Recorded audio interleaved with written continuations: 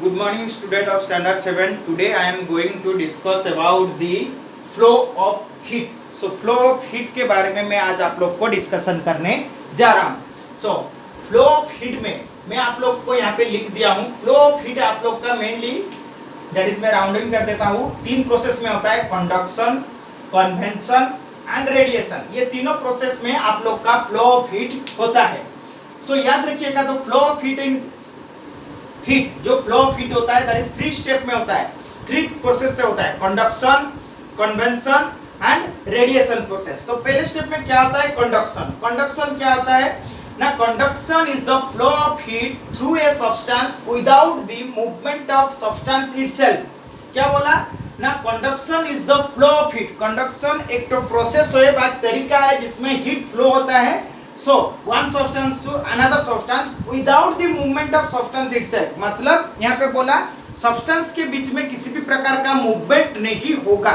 That means क्या होगा ना, जैसे मैं आप लोग को एक तो एग्जाम्पल बता रहा हूँ.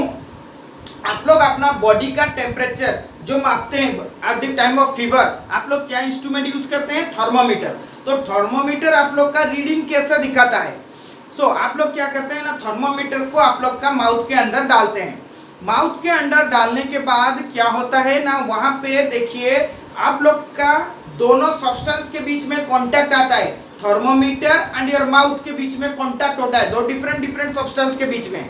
अब देखिए वहां पे क्या हुआ, आपका बॉडी टेम्परेचर हाई है और उसी समय जो थर्मोमीटर है उसका टेम्परेचर नॉर्मल है, वह पूरा कूल कंडीशन में रहता है. तो जब आप लोग का बॉडी और थर्मोमीटर दोनों अलग अलग सब्सटेंस के बीच में फर्स्ट पेज में क्या होता है, कांटेक्ट होता है. Thermometer contact with your mouth in a body temperature के माध्यम से ये ट्रांसफर कैसे होता है मैं बता रहा हूँ. देखिए थर्मोमीटर और आपका माउथ के साथ कांटेक्ट होता है, मतलब आपका माउथ और थर्मोमीटर दोनों अलग अलग सब्सटेंस के बीच में कांटेक्ट होता है. सेकंड पॉइंट में देखिए आपका बॉडी टेम्परेचर और थर्मोमीटर का टेम्परेचर डिफरेंट टेम्परेचर होता है, क्योंकि फीवर के टाइम में आपका बॉडी का टेम्परेचर हाई रहता है और उसी समय आप लोग का जो थर्मोमीटर का टेम्परेचर कम रहता है. सो इसमें क्या होता है ना, ध्यान से देखना है, ध्यान से मेरे बात को सुनिए. जो बोला था कंडक्शन प्रोसेस, उसमें क्या होगा ना, दोनों substance without the movement of the substance itself, मतलब जो दोनों सब्सटेंस किसी प्रकार का मूवमेंट नहीं करेंगे. दैट मीन्स ये दोनों सब्सटेंस के बीच में कांटेक्ट रहेगा एंड दोनों सब्सटेंस का टेम्परेचर भी डिफरेंट रहेगा. इस चीज को ध्यान रखिएगा. कन्वेंशन पे कंडक्शन प्रोसेस में दोनों सब्सटेंस के बीच में कांटेक्ट मस्ट भी होना चाहिए और दोनों सब्सटेंस का बीच में डिफरेंट टेम्परेचर होना चाहिए. जैसे आप लोग का बॉडी का टेम्परेचर हाई है तो आपका बॉडी का हाई टेम्परेचर से थर्मोमीटर में टेम्परेचर ट्रांसफर होना शुरू होता है, जिसके बदौलत टेम्परेचर आप लोग का बॉडी का टेम्परेचर रीडिंग करके आप लोग को थर्मोमीटर में दिखा सकता है कि आपका फीवर के टाइम में कितना टेम्परेचर है. और एक तो एग्जांपल मैं आप लोग को बता रहा हूँ. सपोज एक तो सॉलिड मटेरियल आयरन मटेरियल है, आयरन मटेरियल को कूलर आयरन मटेरियल को दोनों को साथ में आके कांटेक्ट टच कर देंगे, तो जो हॉटर आयरन मटेरियल से हीट क्या करेगा ना, कोल्डर आयरन मटेरियल की तरफ ट्रांसफर होगा और तब तक ट्रांसफर होता जाएगा जब तक ये दोनों आयरन मेटल के बीच में टेम्परेचर लेवल बैलेंस इक्वल में नहीं आ जाता है. So that all are the process of the conduction. So conduction में आप लोग याद रखना होगा, दोनों सब्सटेंस के बीच में कांटेक्ट रहना चाहिए एंड दोनों सब्सटेंस का डिफरेंट टेम्परेचर होना चाहिए. यदि आप लोग का टेम्परेचर उस कंडक्शन प्रोसेस में आप लोग का क्या होगा, दोनों सब्सटेंस को डिफरेंट कर देंगे, मतलब अलग अलग कर देंगे, अलग अलग जगह को ले जाएंगे, तो बॉडी को मूवमेंट करेंगे, बाद दोनों सब्सटेंस को मूवमेंट देंगे, तब ये कंडक्शन प्रोसेस नहीं होगा.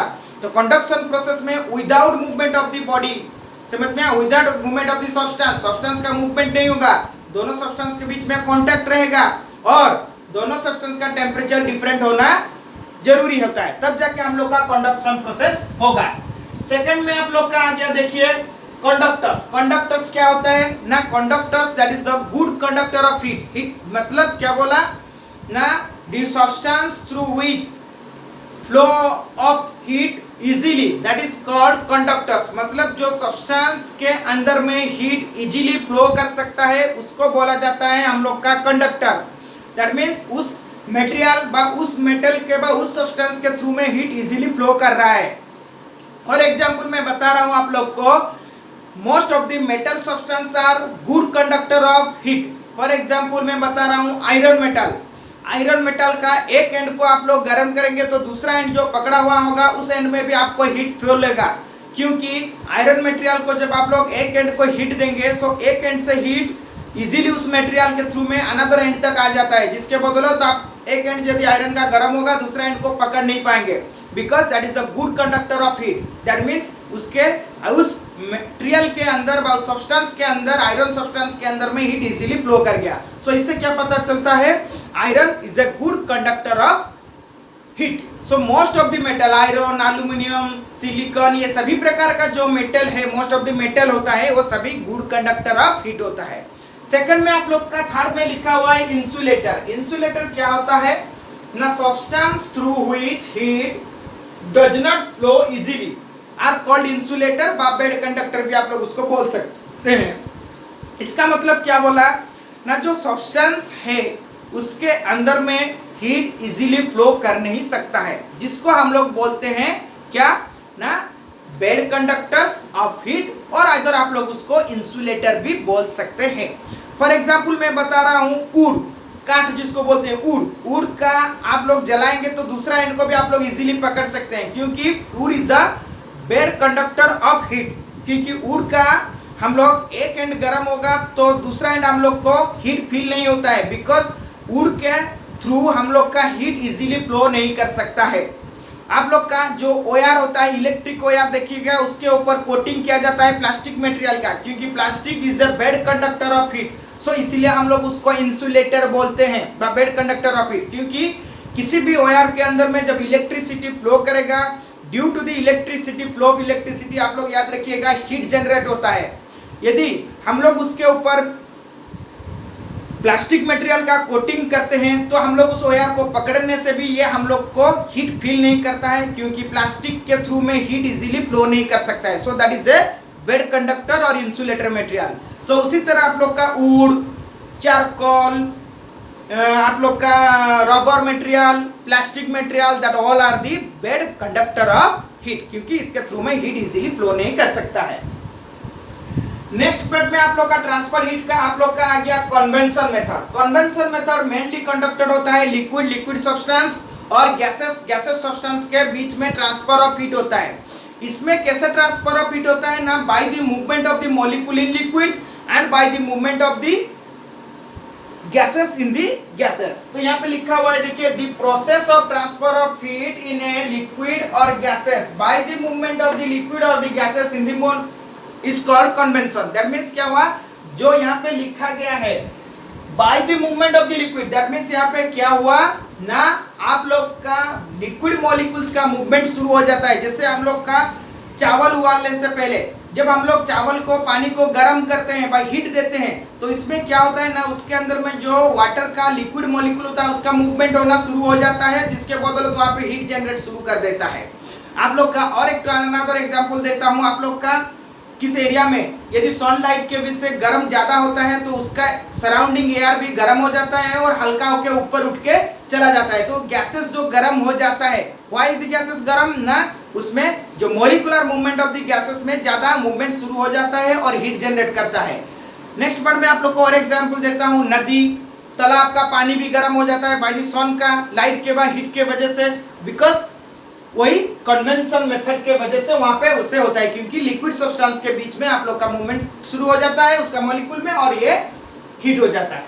नेक्स्ट पार्ट में आ गया आप लोग का radiation. Radiation is the process by which heat travels without the help of material medium. तो radiation is the process of transfer of heat, इसमें किसी भी प्रकार का मीडियम का कॉन्टैक्ट नहीं रहना चाहिए, without the medium of contact of the medium, इसमें किसी भी प्रकार का मीडियम का कॉन्टैक्ट नहीं होने से भी ट्रांसफर ऑफ हीट होगा, जिस प्रोसेस को हम लोग बोलते हैं रेडिएशन। आप लोग का जो सन से हीट आता है हम लोग के पास, that is the process of radiation. Radiation process से सन का हीट हम लोग के पास पहुंचता है, क्योंकि सन का हीट आप लोग का स्पेस से आता है, तो सन का हीट स्पेस से हम लोग के पास आने के बीच में किसी भी प्रकार का कॉन्टैक्ट ऑफ मीडियम नहीं है। सो बट तभी भी हम लोग का सन का हीट हम लोग के पास आके पहुंच जाता है, so that is process is radiation process. Next step में और एक एग्जांपल देता हूं, जब सन का हीट आप लोग को दिन भर फील होने के बाद शाम के 5 आफ्टर सनसेट 5, 6, 7 बजे तक क्या होता है ना, हम लोग का जो आर्थ सरफेस में ज़्यादा गर्म फील होता है, बिकॉज क्योंकि उस समय वो क्या करता है ना, दिन भर में जो सन का हीट को एब्जॉर्ब करता है उसको रेडिएट करना शुरू कर देता है, छोड़ना शुरू कर देता है। जब अर्थ सरफेस से टेम्परेचर रिलीज होना शुरू होता है तो ये एटमॉस्फेयर को रिलीज करता है, जिसके बदौलत हम लोग को ज्यादा हीट और गर्म फील होता है। जो भी ये रिलीज करता है शाम के टाइम में टेम्परेचर को बाय हीट को रिलीज करता है, इसमें किसी भी प्रकार का कांटेक्ट नहीं रहता है। सो बाय वैक्यूम यहाँ पे हीट ट्रांसफर होता है। सो दैट प्रोसेस बोला जाता है आप लोग का रेडिएशन। नेक्स्ट स्टेप में मैं बताने जा रहा हूँ लैंड ब्रिज और सी ब्रिज। तो यहाँ पे लिखा हुआ है देखिए लैंड ब्रिज और सी ब्रिज। तो लैंड ब्रिज और सी ब्रिज आप लोग का मेनली कंडक्टेड होता है कन्वेंशन ऑफ करंट, जो रेडिएशन प्रोसेस में ज्यादा होता है। क्या होता है ना, लैंड ब्रिज और सी ब्रिज जो कन्वेंशन ऑफ करंट होता है ये रेडिएशन प्रोसेस में होता है। सो याद रखिएगा लैंड ब्रिज आप लोग का नाइट के टाइम में होता है और सी ब्रिज आप लोग का डे का टाइम में होता है। ये चीज आप लोग को मेनली कोस्टल रीजन एरिया में दिखाई देगा। कोस्टल रीजन एरिया मतलब समुद्री तटवर्ती इलाके में ये दिखाई देगा। कैसे होता है लैंड ब्रिज, देखिए आप लोग का वाटर बॉडी और सॉलिड जो लैंड एरिया, वाटर बॉडी सी एरिया होता है वाटर बॉडी और लैंड एरिया होता है सॉलिड सब्सटेंस। तो हम लोग का क्या जानते हैं ना, सॉलिड मटेरियल आप लोग का क्विकली हीट को एब्जॉर्ब करता है। So at the time of day, दिन के समय में क्या होता है ना, दिन के समय में जब सन का हीट आता है तो वाटर बॉडी से आप लोग का लैंड एरिया क्विकली गर्म हो जाता है, क्योंकि दैट इज सॉलिड मटेरियल और ये तुरंत लैंड एरिया हीट को एब्जॉर्ब करके ये हीट जल्दी हो जाता है।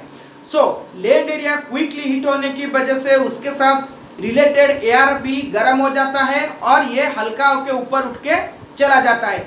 उसी समय आप लोग का क्या होता है ना, सी समंदर इलाके में जो आप लोग का वाटर बॉडी इलाका है वो लेट में गर्म होता है। सो उसके साथ रिलेटेड एयर कूल रहता है। तो दिन के टाइम में समंदर से व सी की तरफ से कूलर एयर क्या करता है ना, लैंड एरिया में जो खाली स्थान हो गया उस खाली स्थान को भरने के लिए कूल एयर फ्लो होना शुरू कर देता है, जिसको हम लोग बोलते हैं सी ब्रिज। जिसको हम लोग क्या बोलते हैं, सी ब्रिज। तो सी ब्रिज में आप लोग को याद रखना होगा दैट इज डे टाइम में कंडक्टेड होता है और इसमें क्या होता है ना, cooler air flow towards the land from the sea, मतलब सी से कूलर एयर लैंड एरिया की तरफ फ्लो होना शुरू कर देता है at the time of day. Exactly उसका opposite at the time of the sunset, sunset के बाद at the time of night भी बोल सकते हैं। उस समय क्या होता है ना, लैंड एरिया जितना जल्दी गर्म होता है उतना जल्दी ये हीट को रिलीज कर देता है। तो बट सी एरिया में जो वाटर बॉडी होता है वो लेट में गर्म होता है और वाटर को लेट में रिलीज करता है। तो क्या होता है ना, जब शाम का टाइम आफ्टर सनसेट रात के टाइम में सी एरिया पूरा हॉट हो जाता है और उसके साथ रिलेटेड एयर भी गर्म होके हल्का होके ऊपर चला जाता है। उस समय इस खाली स्थान को भरने के लिए लैंड एरिया से आप लोग का कूलर एयर सी की तरफ फ्लो होना शुरू हो जाता है। इसको हम लोग बोलते हैं land breeze. So land breeze में आप लोग को याद रखना होगा cooler air flow towards the sea, और दिन के ये लैंड ब्रिज आप लोग का नाइट के समय में होता है और सी ब्रिज में आप लोग का cooler air flow towards the land area at the time of day. तो याद रखिएगा सी ब्रिज में आप लोग का cooler air from the sea to land area, जिसको हम लोग बोलते हैं सी ब्रिज, और लैंड ब्रिज में आप लोग का क्या होता है, cooler air flow towards the sea at the time of night, जिसको हम लोग बोलते हैं लैंड ब्रिज। और याद रखिएगा ब्लैक बॉडी, याद रखिएगा जितना ब्लैक बॉडी होता है that is the good absorber of heat. जितना भी काला कलर का बॉडी रहेगा व काला कलर का चीज रहेगा वो हीट को तुरंत एब्जॉर्ब करेगा। Whiter body good रिलीजर of heat होता है। So that is all about the heat chapter today I am discuss about you. So next class में मैं आप लोग का क्या पढ़ाने जाऊंगा ना, नेक्स्ट क्लास में मैं आप लोग का डिस्कशन करूंगा time, motion and speed. Next class में मैं आप लोग का टाइम, मोशन और स्पीड के बारे में डिस्कशन करूंगा और हिट चैप्टर का जो क्वेश्चन आंसर है मैं इसका पीडीएफ आप लोग को सेंड कर दूंगा। Thank you, have a nice day.